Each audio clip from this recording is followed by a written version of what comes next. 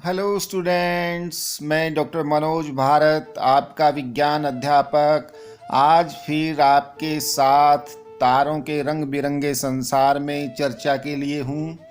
तो आइए आज हम 8वीं कक्षा के 17वें पाठ तारे एवं सौर परिवार इसके दूसरे भाग पर चर्चा करते हैं। तो आप सब तैयार हैं ना? आइए चलते हैं तारों के संसार में। बच्चों, जिस दिन आसमान साफ हो उस दिन आप अपने घर की छत के ऊपर जा कर के आकाश की ओर देखें और आप देखेंगे कि उसमें बहुत से तारे टिमटिमा रहे हैं। आप तारों के समूह को कई देर तक देखिए, 2 घंटे तक अथवा इससे भी अधिक समय तक, और तारों की स्थितियों को नोट करने का प्रयास करें। क्या आप आकाश में तारों की स्थितियों में कोई परिवर्तन होता हुआ पाते हैं? हाँ, आप देखेंगे कि कुछ तारे पूर्व से पश्चिम की ओर गति करते हुए प्रतीत होते हैं। जो कोई तारा सूर्यास्त होते ही पूरब की ओर दिखाई देता है वह सामान्यतः सूर्योदय से पहले ही पश्चिम में अस्त हो जाता है।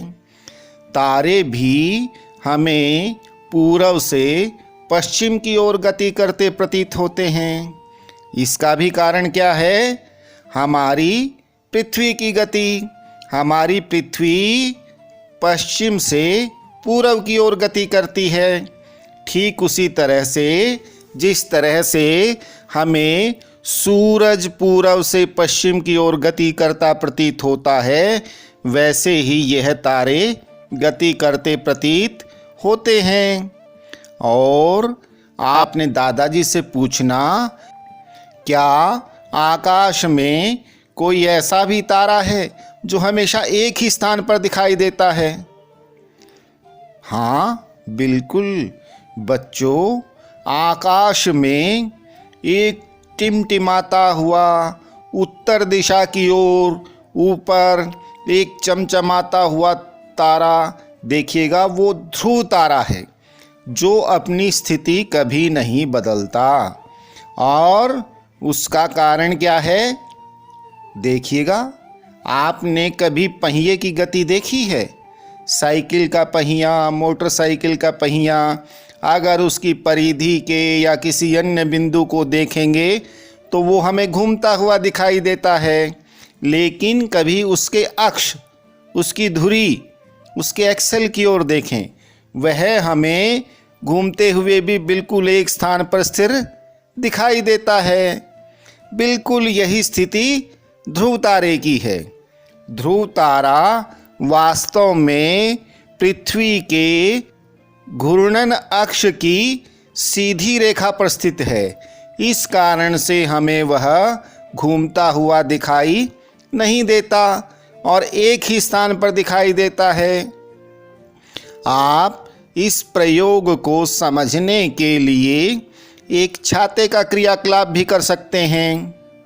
एक छाता लीजिए, छाते के वितान को आकाश मानते हुए स्थान स्थान पर इस पर कुछ तारे चिपकाइए और एक तारा इस छतरी की बिल्कुल केंद्र की स्थिति पर, जहाँ पर इसका हैंडल वाली छड़ चिपकी होती है, वहाँ पर चिपकाइए।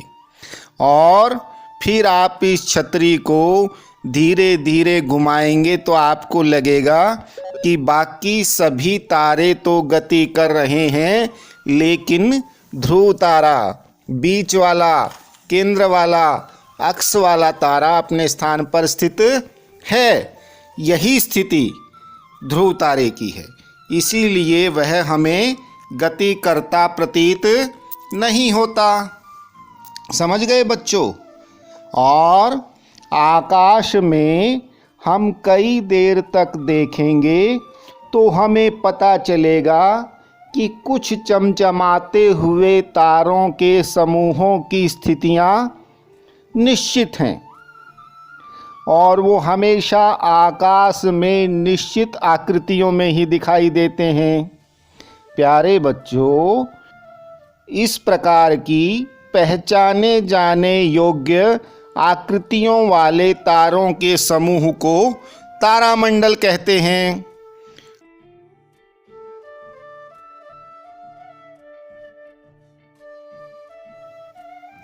प्राचीन काल में मनुष्य ने आकाश में तारों को पहचानने के लिए तारामंडलों की कल्पना की थी।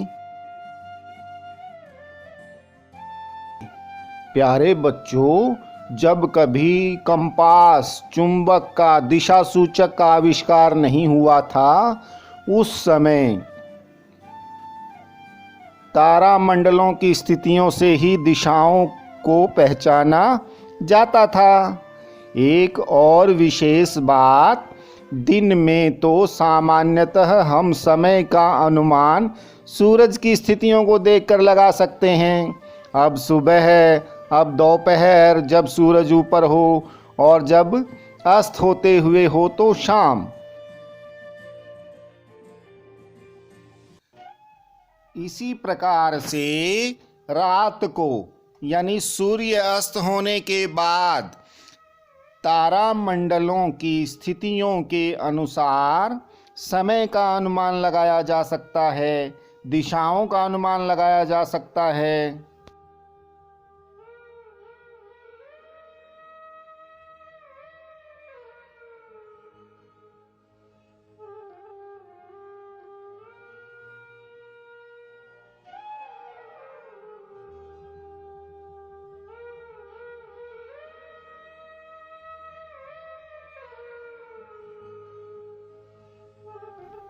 आइए कुछ प्रमुख तारामंडलों को आकाश में ढूंढते हैं।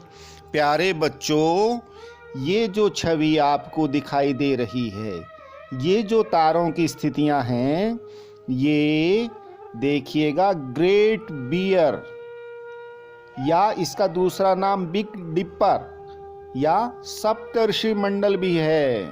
प्यारे बच्चों, सप्तर्षि यानी 7 ऋषियों के प्रतीकों का समूह, यानी इसमें 7 तारे हैं, ऐसी स्थितियां हैं।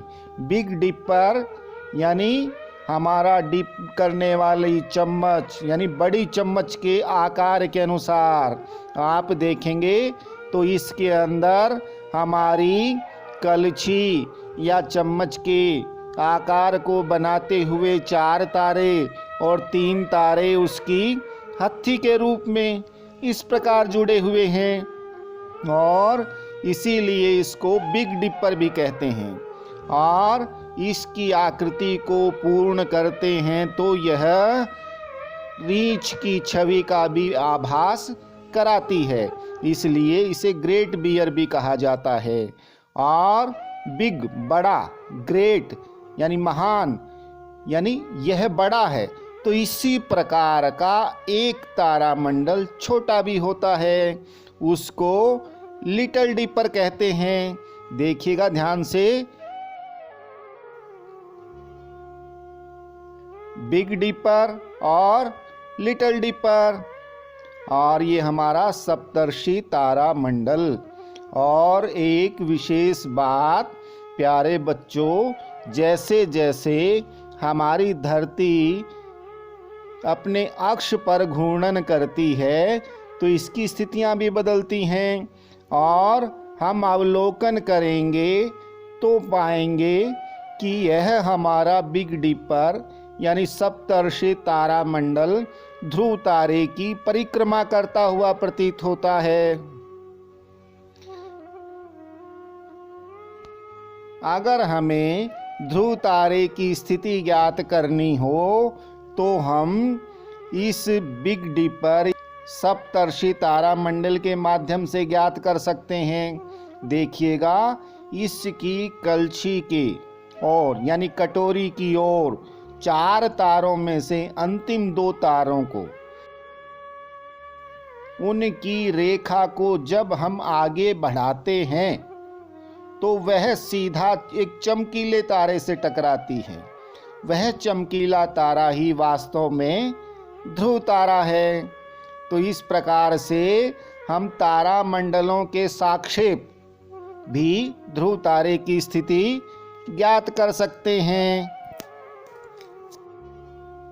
ओरायन इसी प्रकार का एक अन्य विख्यात तारा मंडल है। इसे हम सर्दियों की मध्य रात्रि में आसानी से देख पाते हैं। इसमें 7-8 चमकीले तारे एक विशेष आकृति में स्थित होते हैं। प्यारे बच्चों, ओरायन का मतलब होता है शिकारी। जब हम इसकी आभासी आकृति को पूर्ण करने की कोशिश करेंगे तो वह बिल्कुल एक शिकारी की तरह से दिखाई देती है, जिसने अपनी कमर में बेल्ट को बांध रखा हो। तो इस प्रकार से ओरायन की भी हम आसानी से पहचान कर सकते हैं। और प्यारे बच्चों, एक और विशेष बात, इसकी पेटी के तारों का मिलान करने पर रेखा को पूर्व दिशा की ओर बढ़ाएंगे तो हमें वहां पर एक बहुत चमकीला तारा दिखाई देगा। वह चमकीला तारा एक बहुत विशेष तारा है, वह सीरियस है। प्यारे बच्चों, इसी प्रकार आकाश में उत्तरी दिशा की ओर ध्यान से देखने पर एक प्रमुख तारा मंडल कैसियोपिया दिखाई देता है। यह भी प्रायः रात्रि के पहले प्रहर में दिखाई देता है और इसकी आकृति अंग्रेजी के अक्षर W अथवा M उसके विकृत रूप में यह दिखता है।